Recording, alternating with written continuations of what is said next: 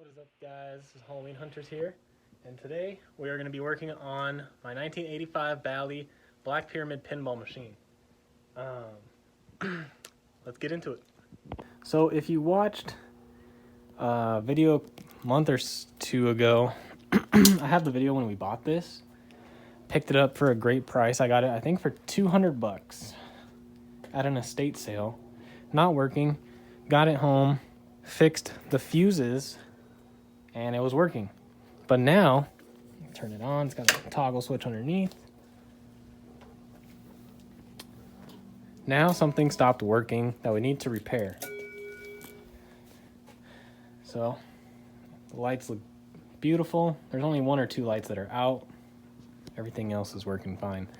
But let me hit the play button and show you the problem. So that one's not going. This one still works. It does a little bit of a ticking, so it might be going out soon. And I'm gonna show you how to replace this, because if you call a repairman, it's going to be quite expensive. So let's take this apart. I'll show you how to open up a pinball and what part we're gonna replace to hopefully fix our problem here. So what we have to do to get to the playfield is we're going to have to remove the glass. And you want to be very careful when doing this. It is very breakable, but let me show you how it's done on these old machines. We're going to unlock it. We're going to turn it off first off. We don't want it running while we're doing this. Next, there's going to be a lever right here, this lever. Pull it out. And now this metal piece is not locked in anymore. Lift it out. There's how it locks. While you're doing this repair, it's also good to do other things. I was going to replace both motors. Only reason I didn't is because I'm really broke right now. So now that that's off, we're going to push this back. We're going to close this. And now your glass just slides out. Obviously, you're going to want to do it with two hands. But I'm holding a camera, so you want to pull that out and do not set it on the floor. It will shatter.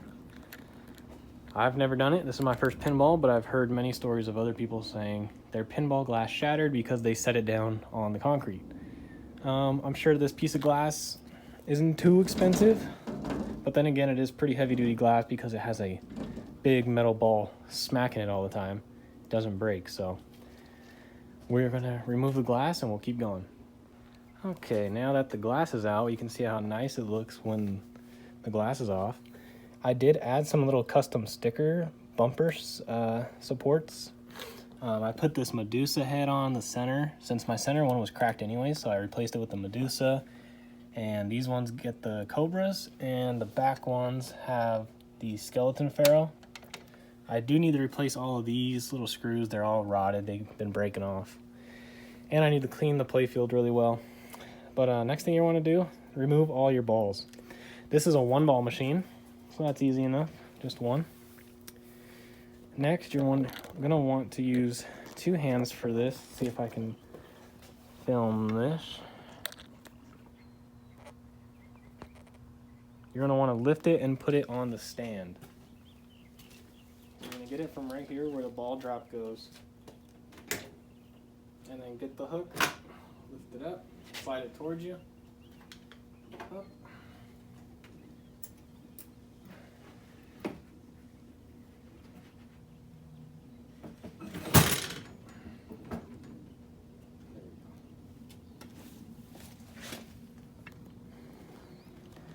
Most pinballs should have a little kickstand like this. They'll even tell you playfield support. So here are our paddle motors. One right here, one right here. This is the one that went out. I'm pretty sure I left the screws loose because I was already messing with it. So this is the number you need. AQ25500 34500. So that is what we bought. Now 25.5, 34.5. Same one. This is brand new. And it even has a brand new rubber plastic sleeve in it, which you need. So good thing it came with that. And that part was $20. Next thing you're gonna see is that, I'm sorry, I'm horrible at filming.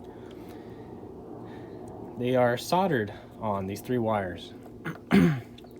So we're gonna have to unsolder these and solder on the new ones. Well, not new wires, but solder to our new coil.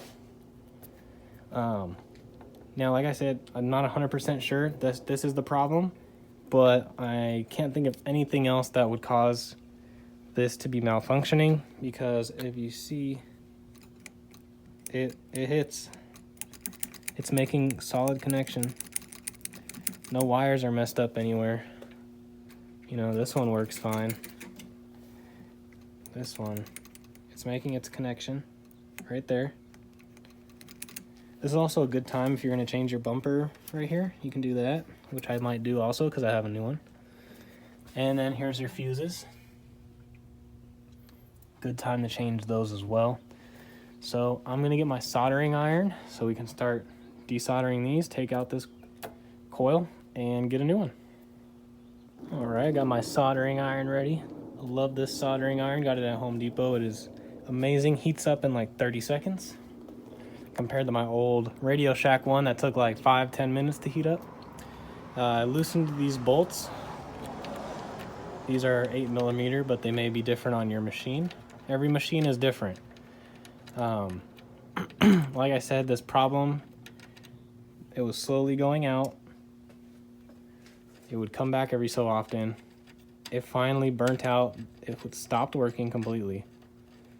And that's when I decided to look into it. It was going to cost me about $300 to fix this from a shop. That comes out like that. Sometimes it'll have a washer on it. This one doesn't for some reason. Normally there's a flex washer.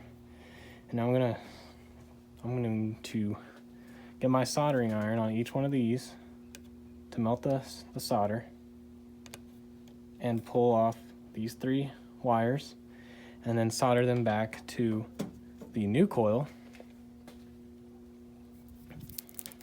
like so, which now I see this needs to be flipped over like that. And we're going to solder it the same way, so just remember how it goes. Solder it to here, and then we'll put everything back together and see if it works. So I'm going to solder it, and we'll get back to it. Okay, so I desoldered the old one. And I just finished soldering the new one on. It was a little bit hard to do the last wire, this one, the last point, just because it has 2 wires and it's kind of hard to hold two wires while your hand's on fire. Then you snap that back like that, and we'll put those 2 screws in. Careful, make sure your solder's not still really hot so you don't burn yourself. Now, if this was the problem, which I'm hoping it was, we should be able to turn the machine off and play perfectly fine again. Now, if I replace this and it still doesn't work, then we need to find out what could possibly be the next problem. It's kind of like troubleshooting. I mean, it's the same thing with cars, you know? You think one thing's wrong, so you fix it and you find out that wasn't the problem, so you go to what's next, you know? It's just a list. You go down the list. This was first thing on the list. Okay, now those are nice and tight, and that is literally it. So see, when you push it, it sucks this in. This, when you hit your button, is like a magnet. It sucks in this magnetic bar, and then whack, smacks your paddle. Hits that to do the connection, so now you're connected, now you're not, now you're connected. And let me make sure that connection is still good, because that can be a problem too.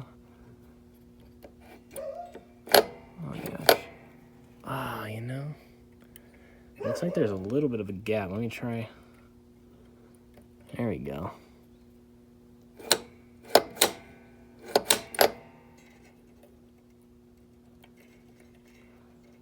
Okay, so I just bent that a little bit because now there's no gap.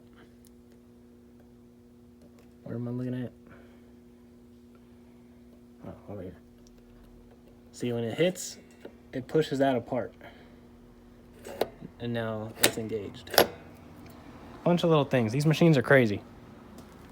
And no, I don't know everything, but I'm learning, and I know a good little amount of electrical. So now we're gonna close this and we'll see if it works.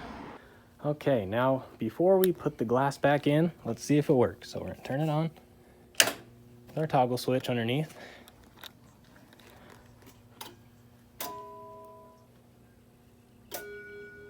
Everything seems to be working as normal. We got seven plays on the machine. And we will push our start button. Oh, let me get the ball. That's kind of important. Good time to clean the ball off, which I already did. There's the start. And let's see if it goes. So, way louder when the glass is off. Now let's see if it works. Bam. Super strong. This one still should have some good life in it. Really cool to play pinball without the glass.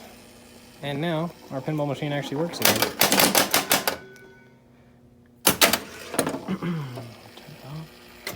So as you see, the problem was a bad coil. You also should replace these sleeves every time you get into a pinball machine. They get pretty gunked up. So these coils do go bad. All the coils in the machine, a lot of it is run off these coils. And you can look it up by the part number that you see here. So open up your machine, see what part numbers yours is, and then that's how you'll know which one to buy. Alrighty, then you just put your glass back in the way it's supposed to, open up the lock, put this piece back in, lock it in, close your machine, and you're all ready to go. Alright guys, and that's going to be it for this video on how to fix a broken flipper paddle, I should say. As you see now it works great. Look at that. So,